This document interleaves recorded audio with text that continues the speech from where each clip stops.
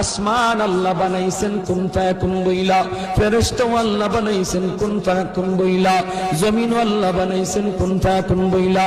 কিন্তু আমারে আপনারে আল্লাহ পাক কুন ফায়াকুন বইলা বানায় নাই।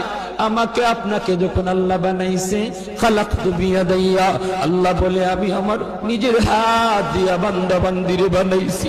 কারণ এই চেহারার মধ্যে এত দামি কপাল, ওই কপাল দিয়া বান্দা আমার কুদরতি কদমে সাজদা দিবে। এই কপালটার এত দাম। এই কপাল কুন ফায়াকুন বললে হয় না, এই কপাল ফেরেশতাদের হাতে বানাইলেও হয় না, আমি আল্লাহ নিজের হাতে বানাইছি।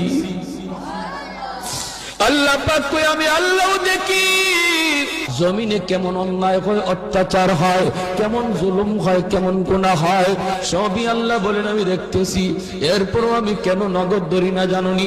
4 শ্রেণীর কারণে। আল্লাহ বলেন 1 নম্বর হলো ওই বৃদ্ধ মানুষগুলি এখনো জমিনে এমন কিছু সাদা দাড়ি সাদা চুল আমার কিছু বৃদ্ধ বান্দা বান্দি আছে রে, কোমর বাঁকা হইতে পারে না, করতে পারে না, কষ্ট হয়, হাঁটুতে ব্যথা, কোমরে ব্যথা, এরপরও আমি আল্লাহর কুদরতি কদমে সাজদা দেয়, কষ্ট হয়, এরপরও আমার কদমে সাজদা দেয়।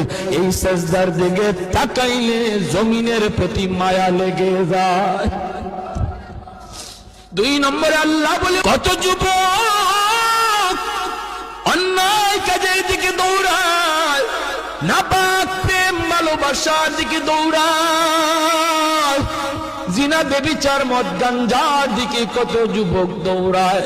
আল্লাহ বলেন কিন্তু এখন এমনও কিছু যুবক আছে যেই যুবক যৌবনের পাগলামি করে না, তার মনেও পাগলামি করতে চায়, তারও গুনার দিকে তার মন ডাকে, কিন্তু যায় না। আমি আল্লাহর ভয়ে যুবক গুনার দিকে যায় না, মসজিদে গিয়ে হাজির হয় না, পাক ভালোবাসা প্রেমের দিকে মন দেয় না, আমি আল্লাহর প্রেম অন্তরের ভিতরে জমায়া নেয়। ওই যুবকের সেজদা যখন জমিনে দেয়, তার সেজদার দিকে তাকাইলেও এই গুনাহগার জমিনের প্রতি আমার মায়া লেগে যায়।